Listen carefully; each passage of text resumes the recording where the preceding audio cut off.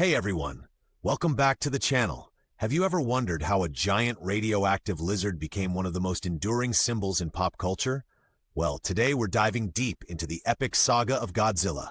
Sit back, relax, and let's journey through time to explore the evolution of this monster icon. Let's get started. So let's rewind the clock to the 1950s. Picture this, post-war Japan, a nation recovering from the unimaginable devastation of Hiroshima and Nagasaki.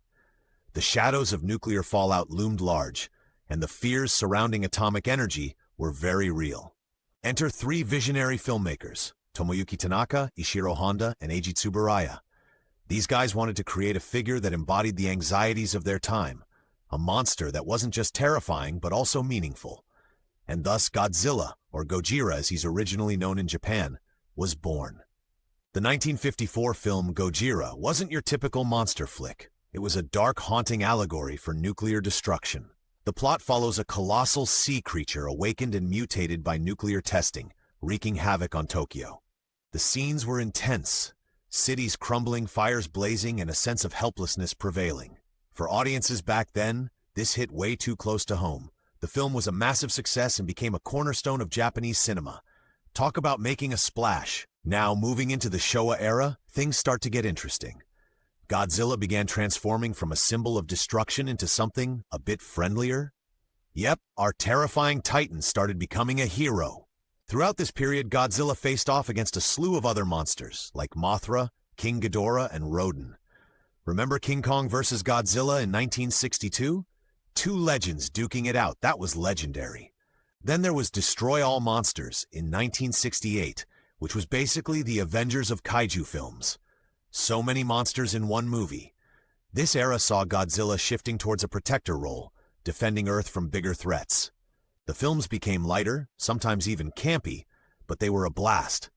These movies played a huge role in popularizing the kaiju genre, not just in Japan, but around the world. Godzilla merch, TV appearances, you name it, he was everywhere. Fast forward to the 80s, and Godzilla gets a reboot. After a nearly decade-long hiatus, the return of Godzilla hit theaters in 1984. This film took us back to Godzilla's darker roots. No more friendly neighborhood giant lizard. He was back to being a force of destruction. The Heisei series focused on a connected storyline across its films, which was pretty cool. We got deeper explorations into Godzilla's origins and biology. Remember Godzilla vs. Biollante? A giant plant monster created from Godzilla's own cells. Wild stuff. Technology had come a long way too. The special effects improved significantly. The suits were more detailed, and we even saw the early use of CGI elements. The battles were more intense and the stakes were higher. Entering the new millennium, Godzilla got another makeover. This era is unique because each film basically reset the continuity, so every movie was like its own standalone universe. We kicked off with Godzilla 2000 Millennium. Great title, right? This film reintroduced Godzilla to a new generation, focusing on modern themes like humanity's hubris and the dangers of ignoring nature. Then came GMK Giant Monsters All-Out Attack, one of my personal favorites. In this one, Godzilla is portrayed as an almost supernatural force, and he goes up against Mothra, King Ghidorah, and Baragon. The themes during this era touched on environmentalism and natural disasters, resonating with contemporary issues. The series culminated with Godzilla Final Wars in 2004, a celebration of the franchise's 50th anniversary. Now let's talk about Godzilla's adventures in Hollywood. In 1998, we got the first American Godzilla film directed by Roland Emmerich. It was, well, let's just say it was a bold take. The design of Godzilla was completely overhauled, and the story took a different direction. Fans were pretty divided. Some enjoyed the fresh take, but many felt it didn't capture the essence of the original Godzilla. But Hollywood wasn't done yet. In 2014, Legendary Pictures launched the MonsterVerse with a new Godzilla film. This time, they aimed to stay truer to the source material. And guess what? It worked. The movie was a hit, leading to sequels like Godzilla King of the Monsters in 2019 and the epic crossover Godzilla vs. Kong in 2021. The MonsterVerse gave us spectacular visuals, massive battles, and a Godzilla that both Western and Eastern audiences could appreciate. It's interesting to see the differences between American and Japanese portrayals. The Hollywood films tend to focus more on the human perspective and big action set pieces, while the Japanese films often delve deeper into themes and allegories.